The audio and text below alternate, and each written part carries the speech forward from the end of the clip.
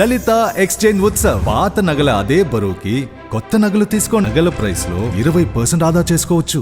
అంటే తప్పు జరిగిందమ్మా, తప్పు ఎవరిది అని ఆలోచన పాయింట్ తర్వాత తప్పు పెట్టిన వాళ్ళ అభిమాన ఫ్యాన్స్దా, జూనియర్ ఎన్టీఆర్ ప్రమేయం కాదు. నా ఫ్లెక్సీలు పెట్టండి జూనియర్ ఎన్టీఆర్ చెప్పడం అలాంటి కుసంస్కారి కాదు. ఆడెవడో ఫ్యాన్స్ బుద్ధి జ్ఞానం లేని అర్ధజ్ఞానం అజ్ఞానులు చెత్తనా కొడుకులు ఎవరో వాళ్ళు పెట్టినది. సభ్యత సంస్కారం ఉండాలి. అక్కడ సమాధి దగ్గర ఎవరు ఫోటోలు పెడతారమ్మా? చనిపోయిన వ్యక్తి చెప్తారు. మహనీయుడు సమాధి, ఆ మహానుభావుడు యొక్క సమాధి దగ్గర నీ ఫోటోలు నా ఫోటోలు పెడతారా? బుద్ధి ఉండాలి. అడిగి ఎవడో పెట్టిన సన్నాసి ఎవడో బాలయ్య కనుక ఆ ఫ్లెక్సీ తీసేయమన్నాడు. నేనైతే చెప్పు తెగేదాకా కుట్టేవాడిని. మన సంస్కారం ఏంటరా, మన సభ్యత ఏంటరా, బుద్ధి జ్ఞానం ఉందంటారా మీకు? ఓ మహనీయుడు సమాధి దగ్గర మీ ఫ్లెక్సీలు పెడతారంటారా అని చెప్పు తెగేదాకా కొట్టేవాడిని నేను. బాలయ్య కనుక తీసేయడాలి. బుద్ధి ఉండాలి. మన సంస్కారం ఏంటి, మన సభ్యత ఏంటి, మన విలువలు ఏంటి తెలియాలి. మహనీయుడు మహానుభావుడు, ఆయన వర్ధంతి, ఆయన పుష్పగుచ్చం పెట్టి వస్తాం. నా ఫోటోలు పెట్టి నీ ఫోటోలు పెట్టి హంగామా చేస్తారు. నువ్వేం చచ్చిపోయి ఉన్నావు? సమాధి దగ్గర దేవాలయాల్లో దేవుడు బొమ్మలు పెడతారమ్మా. సమాధుల మీద చచ్చిపోయిన వాళ్ళ ఫోటో పెడతారమ్మా. నువ్వు బతికుండగా మీ అభిమానం పాడుగాను బుద్ధిజనం బతికుండగా జూనియర్ ఎన్టీఆర్ ఫోటో తీసుకొని సమాధి దగ్గర పెడతారండి. బుద్ధి ఉండదురా మీకు? ఆ ఫ్యాన్స్ ఎవరో బుద్ధి కడుపుకు అన్నం తింటున్నారు, ఏం తింటున్నారు? ఏమాత్రం ఈ విజ్ఞానం ఇంగిత జ్ఞానం లేని సన్నాసులు వాళ్ళు చేసిన పని ఇది. వాళ్ళు చేసిన పనులు అనవసరంగా రచ్చ అవుతుంది. అది బాగా చేసింది 200% కరెక్ట్. అంటే ఓవరాల్గా బాలయ్య గారు చెప్పిన విధానం కూడా తీసివేయండి అని చెప్పేసి కూడా సీరియస్గా చెప్పారు. అండ్ అవి కూడా కొంచెం ఊరవతల వాడేయడం జరిగింది. నేనైతే చెప్పు తీసి కొట్టేవాడిని. అంత కోపం వస్తుంది. తప్పు కదమ్మా. రీజన్ ఏంటంటమ్మా? మహనీయుడు సమాధి దగ్గర నీ ఫోటో పెట్టడం ఏంటమ్మా? బుద్ధి ఉండాలి కదా. ఎన్టీఆర్ గారికి తెలియకపోవచ్చు కదా. ఆయన ఎన్టీఆర్ తప్పులేదమ్మా. ఎన్టీఆర్ విషయం లాగకూడదు. వీళ్ళు లాగుతున్నారు కానీ ఎన్టీఆర్ ఫ్యాన్స్ మూర్ఖులు వాళ్ళు చేస్తున్న పని. అందుకనే ఫెనటిక్స్ అనే ఫ్యాన్స్ అనేవాళ్ళు ఫెనటిక్స్ అనే పదం నుంచి వచ్చింది ఫ్యాన్స్. ఆ ఫెనటిక్స్ అంటే మూర్ఖులు చేసే పనుల వల్ల వచ్చే సమస్యలు. జూనియర్ ఎన్టీఆర్ ఎందుకు చెప్తారు నా ఫోటోలు పెట్టమని? వాళ్ళేదో జూనియర్ ప్రమేయం లేకుండా వాళ్ళు తీసుకొచ్చి పెట్టేస్తారు. అది జూనియర్ ఎన్టీఆర్ తెలుసో తెలీదు, చూశాడు. ఒకవేళ చూసినా పట్టించుకుని ఏదో పెట్టారు అనుకుని ఉండొచ్చు. కానీ బాలయ్య కుటుంబం ఇంటి పెద్దగా ఒక నందమూరి వారసుడుగా తప్పు ఇది జరగకూడదు, ఇలాంటి పని చేయటం తప్పు అన్నాడు. ఆగ్రహం తీసేయండి అన్నాడు. తప్పులేదు దాంట్లో. తీసేయమని అంటంలో అదేదో తప్ప. అది జూనియర్ ఎన్టీఆర్ కాదు, ఇంకెవరిదైనా సరే బాలయ్యది పెట్టినా తీసేయాలి. అదే చోట్ల బాలయ్య ఫోటో పెట్టినా నేను ఇవాళ ఇదే మాట్లాడేవాడిని. పెద్ద ఆయన దగ్గర మీ ఫోటోలు ఏంటి, పెద్ద ఆయన సమాధి దగ్గర మీ ఫోటోలు ఏంటి, బుద్ధి ఉందా తిట్టేవాడిని నేను. బాలయ్య జ్ఞానం ఉంది కనుక తన ఫోటోలు పెట్టలేదు, ఊరిని తీసేయమన్నాడు. చాలా తప్పు అది. ఈ ఫ్యాన్స్ చేసిన తప్పు అది. ఫ్యాన్స్ దానికి రాజకీయం చేయడం, దీనికి కుటుంబానికి సంబంధించిన కుటుంబ గౌరవం కాపాడటం, ఇది కుటుంబ సంస్కారాన్ని నిలబెట్టడం, సభ్యతకి నిదర్శనం ఈ సన్నివేశం. అలాగే ఆ పెట్టిన ఫొటోస్లలో కూడా యమదొంగలో జూనియర్ ఎన్టీఆర్ గారు చేసిన క్యారెక్టర్ అండ్ ఒకప్పుడు యమధర్మరాజుగా సీనియర్ ఎన్టీఆర్ గారు చేసిన క్యారెక్టర్ని హైలైట్ చేశారు. అంటే నటన పరంగా వీళ్ళిద్దరూ సేమ్ అన్నట్టుగా కూడా తీసుకెళ్ళేట్టుగా అక్కడ ఫ్లెక్సీలు పెట్టడం జరిగింది. అదేమైనా ఫ్యాన్ ఫైర్ అయ్యేటట్టుంది అనుకుంటున్నాను. ఏమవుదమ్మా ఈ సన్నాసులు చేసే వాళ్ళకి ఫ్యాన్ ఫైర్ అయ్యేది అవుతుంది? ఏం ఫైర్ అవుద్ది? వాళ్ళు చేసిన తప్పు బుద్ధి జ్ఞానం ఉన్నాడు ఎవరైనా ఖచ్చితంగా ఆ ఫ్యాన్స్ చేసిన విషయం తప్పు. ఫ్యాన్స్ తప్పు. ఇక్కడ జూనియర్ ఎన్టీఆర్ని కూడా తప్పు పట్టడానికి లేదు. జూనియర్ ఎన్టీఆర్కి తెలియకపోతే ఎందుకు తెలుస్తుంది? ఈ ఫ్యాన్స్ చేసే సన్నాసి విషయాలని ఆయనకు తెలుస్తాయి, తెలియదు కదా. ఒకవేళ అడిగితే సార్ మీ ఫ్లాక్సీ పెట్టడం ఖచ్చితంగా జూనియర్ ఎన్టీఆర్ కూడా చేసే అలాంటివి వద్దని అనేవాడు. ఎందుకంటే అతను సభ్యత సంస్కారం ఉన్న వ్యక్తి పిల్లాడు, అలాగే అనేవాడు. అదే విధంగా అది వీళ్ళు ఈ ఫ్యాన్స్ చేసే దౌర్భాగ్యం ఇది. అది బాలయ్యది తప్పు కాదు, ఎవరికి ఈ ఫ్యాన్స్ తప్పు. వాళ్ళని చెప్పు తీసుకుని తనాలంతే. కొన్ని స్టేట్మెంట్స్ వచ్చాయి, జూనియర్ ఎన్టీఆర్ని పక్కకు పెడుతున్నారు, అందుకే ఇవాళ కూడా అలా ఫ్లెక్సీలు తీసేయించడం జరిగింది. బాలయ్య కొంచెం ఫైట్స్ ఉన్నాయి, పొలిటికల్గా ఆయన రానివ్వద్దు అని చెప్పేసి ఆపుతున్నారు అన్నట్టుగా ప్రచారం చేస్తారు. నేను రానుముర్రు అంటే రానివ్వద్దు అంటున్నారు. అది కనీసం అదే చెప్తాను, మినిమం నాలెడ్జ్ ఉండాలి మాట్లాడేటప్పుడు. వాళ్ళు మాట్లాడే సన్నాసులు ఎవరో బుద్ధి జ్ఞానం లేని వాళ్ళు. ఆయన రాజకీయాలకు అడ్డు అతను నేను రాజకీయాలు నాకు వద్దు మొర్రు, నా కెరీరు నా సినిమా అని చెప్పి అతను అంటూ ఉంటే వీళ్ళు రాజకీయాలకు అడ్డుపడుతున్నారని వీళ్ళు వాగడం ఏంటి?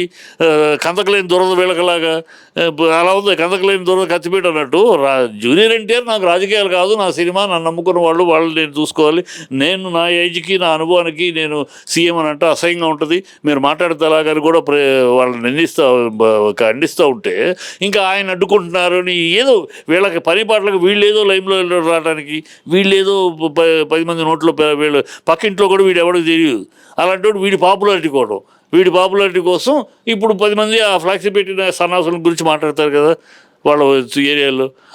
అందుకోసం తాపత్రయపడే దౌర్భాగ్యులు తప్పితే నిజంగా ఆ ఫ్లెక్సీలు పెట్టిన సన్నాసులు ఎవరో నిలబెట్టి చెప్పు తెగేదాకా కొట్టాలి.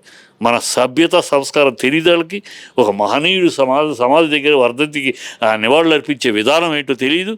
తీసుకొచ్చి కప్పుకునే ఫోటోలు పెట్టేసేసి మళ్ళీ ఆయన బాలయ్య తీసేయమన్నాడు. బాలయ్య మీద తప్పు. బాలయ్య 100కి 100 కరెక్ట్.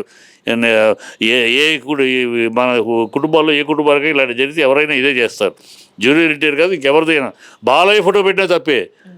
బాలయ్య ఫోటో పెట్టినా నేను ఇదే మాట్లాడేవాడిని. ఆ మహనీయుడు ముందు ఎవరి ఫోటోలు కాదు, ఆయన ఫోటో ఒకటే, ఆయన స్మరణించుకోవటానికి. మీ ఫోటోలు పెట్టి మిమ్మల్ని స్మరించుకుంటారా సమాధి దగ్గర? కొంచెం సంస్కారం ఉంటుంది. దేవాలయంలో దేవుని ఫోటోలు ఉంటాయి, సమాధుల్లో చచ్చిపోయిన వాళ్ళ ఫోటో ఉంటాయి. అది సార్ ఓవరాల్గా అంటే మాట తీరు పరంగా చూసుకున్నా కూడా చాలామంది ఏమనుకుంటారు అంటే ఎన్టీఆర్ గారు ఫ్యూచర్లో ఇన్ కేస్ ఆయనకి రావాలని ఇంట్రెస్ట్ లేకపోయినప్పటికీ పాలిటిక్స్లోకి ప్రతి ఇన్సిడెంట్లో ఆయనని పాలిటిక్స్లోకి లాగాలి అని చూస్తూ ఉంటారు. అలాగే వీళ్ళెవరికి మాట్లాడడం రాదు, ఎన్టీఆర్ ఆ ఫ్యామిలీకి సంబంధించి చాలామందికి మాట్లాడడమే రాదు, ఒక ఎన్టీఆర్ గారికే మాట్లాడడము ఆయన తేజస్సు ఉంది అంటూ చాలామంది మాట్లాడుతూ ఉంటారు. ఇప్పుడు ఆ టాపిక్ చాలా మట్టుకు రేజ్ అవుతుంది సార్. ఎన్ని పిచ్చి మాటలు వాళ్ళకి తెలియ మాటలకు చింతకాయ, మంత్రాలకు చింతకాయలు, మాటలకు ఓట్లు పడవమ్మా. రామారావు గారు కేవలం మాటలు బట్టి ఓట్లు పడ్డాయా? కాదు. రామారావు గారు ఆయన ఏమి చేయబోతాడు, ఏమి చేస్తే నేను వస్తే ఏం చేస్తాను, నేను వస్తే ఏం చేయగలను అవి మాట్లాడాడు ఆయన. అవి 2 రూపాయల కిలో బియ్యం అన్నాడు, ఆడపిల్లలకి ఆస్తిలో హక్కు అన్నాడు, ఇవన్నీ మాట్లాడాడు ఆయన. పఠాన్ ముస్లిం ఇది మనసభ కారణాలు తీసేస్తా అన్నాడు. అవన్నీ ప్రజలు నమ్మారు. ఆ మార్పులు నమ్మారు ప్రజలు. ఈ మార్పులతో ప్రజలు ఆ విషయాల్లో ప్రజలు అనుభవిస్తున్న బాధల్ని ఆయన తీరుస్తానన్నాడు, నమ్మారు. ఆయన మీద నమ్మకం ఉంచారు, వచ్చాడు, ఆయన చేశాడు. ఆటలు నమ్మారు. కానీ ఈయన రామారావు గారు కేవలం స్పీచ్లు బట్టి ఓట్లేశారంటే వాళ్ళ పరిజ్ఞానం ఎంతో అర్థమవుద్ది. రామారావు స్పీచ్లు బట్టి ఆయన నేను వస్తే ఇది చేస్తాను, ఆ రోజు వస్తే ఈ జూనియర్ ఎన్టీఆర్ ఏం చెప్తారు, తర్వాత ఆ రోజు లేదు, ఇప్పుడు లేదు, ఇప్పుడేమీ తన రాజకీయాలకు రావట్లేదు. వచ్చి మాట్లాడినంత మాత్రం కూడా, ఎందుకంటే ఏజ్ చిన్న ఏజ్, ఈ ఏజ్లో ఎవరో అంగీకరించరు కూడా పెద్దలు. ఫ్యాన్స్గా మీ ఈ కోతికత్తులు వీళ్ళు వేయచ్చేమో, కానీ జనాలు, పబ్లిక్ జనాలు ఈ వయసులో చిన్నపిల్లాడు అప్పుడే ఎందుకు అని అంటారు. ఇప్పుడు అందుకని అతను విజ్ఞతతో, చాలా తెలివిగల మనిషి జూనియర్ ఎన్టీఆర్. చాలా విజ్ఞతతోటి నాకు రాజకీయాలు వద్దు, నేను ఏదో 1-2 ఇంపార్టెంట్ మీటింగ్లకు వెళ్ళడం, ప్రచారానికి వెళ్ళడం తప్పితే పార్టీ రాజకీయాలతో నాకు సంబంధం లేదు.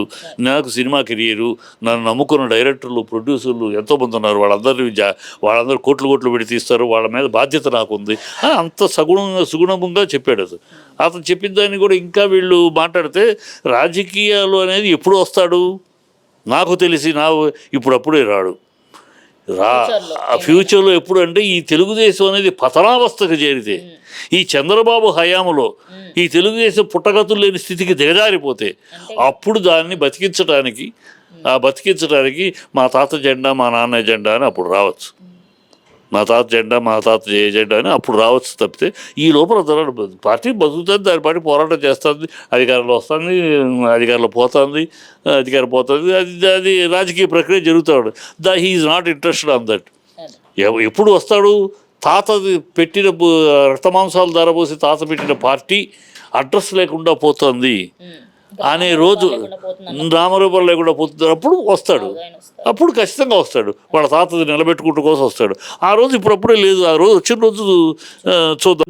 ఊనే ఈ పని పాట లేని సన్నాసి గ్యాంగు, ఈ ఫ్యాన్స్ మొరకులు చేసేది ఈ తప్పితే, దీని అనవసరంగా పాపం జూనియర్ ఎన్టీఆర్కి లేనిపోయిన టెన్షన్ క్రియేట్ చేయటం వీళ్ళు ఈ పనుల వల్ల. జూనియర్ ఎన్టీఆర్కి అతను తన పని ఏదో చాలా శ్రద్ధగా క్రమశిక్షణతోటి పెద్ద ఆయనకున్న క్రమశిక్షణ పిల్లాడికి ఉంది. ఏ పాత్ర చేస్తున్నాడో ఆ పాత్ర తగినట్టు బాడీని అన్నింటినీ చేసుకుంటాం, ఆ శ్రమ పడటం, కష్టపడి సినిమాని మంచి సినిమా చేసుకునే తాపత్రయపడుతున్నాడు. అది ఆ కెరీర్ అట్లా వదిలేయాలి. దాన్ని అతను లాగి అనవసరంగా హింస పెట్టి మీ గుల కోసం ఆయన ఎందుకు కత్తికిలేని కందకలేని దురద కత్తికెందుకని ఆయన నాకు రాజకీయాలు కాదు బరో నా జీవితం సినిమా అంటే ఇది మీకెందుకని. లోకేష్ రాజకీయాల జీవితం, లోకేష్ తిరుగుతాడు అంతే. లోకేష్ అటు అటు వెళ్ళాడు, అటు తిరుగుతాడు, మంచిగా సక్సెస్ అవుతాడు, ఫెయిల్ అవుతాడు, అటు పోతాడు. ఇక్కడ ఇతను సక్సెస్లో ఉన్నాడు సినిమా ఫీల్డ్లో. ఇంకో కనపడుతుంది మామూలు అడిగినా ఎన్టీఆర్ ఇంకో ఎన్ని రోజులు ఎన్ని సంవత్సరాలు ఒక 25 ఏళ్ళు హీరోగా ఉంటాడండి నన్ను ప్రతి కామన్ మ్యాన్ అడిగి. అంతటి బృహత్తరమైన మహత్తరమైన కెరీర్ ఉంటే దాని మీద కాన్సన్ట్రేట్ చేయకుండా దీని మీదకి వస్తాడా? ఇదేమో పెద్ద రాజకీయాలు, క్షుద్ర రాజకీయాలు, చిల్లర రాజకీయాలు, ఈ రాజకీయాలు తను ఎందుకు వస్తాడు? ఇది తిట్టుకుంటారు. ఇప్పుడు మీరు వెళ్తున్నారు పాదయాత్రలు, ఒకళ్ళు తిట్టుకుంటూ తప్పితే ఏమైనా పాదయాత్ర, రామారావు గారి పాదయాత్రకి రామారావు గారి రాజకీయానికి పోలికేంటి? ఆయన ఒట్టి అరుపులు కేకలు కాదు, తిట్లు బూతులు కాదు ఆయన చేసింది. ప్రజల మధ్యకి వెళ్ళి వాగ్దానాలు చేశాడు. నేను వస్తే ఇది చేస్తాను అని గట్టిగా చెప్పాడు. అది చెప్పింది నమ్మారు ప్రజలు. ఎస్ ఈ చేయగలడు అని నమ్మారు. అందుకనే రికార్డ్ బ్రేక్లో ఆయనకి అధికారం ఇచ్చారు.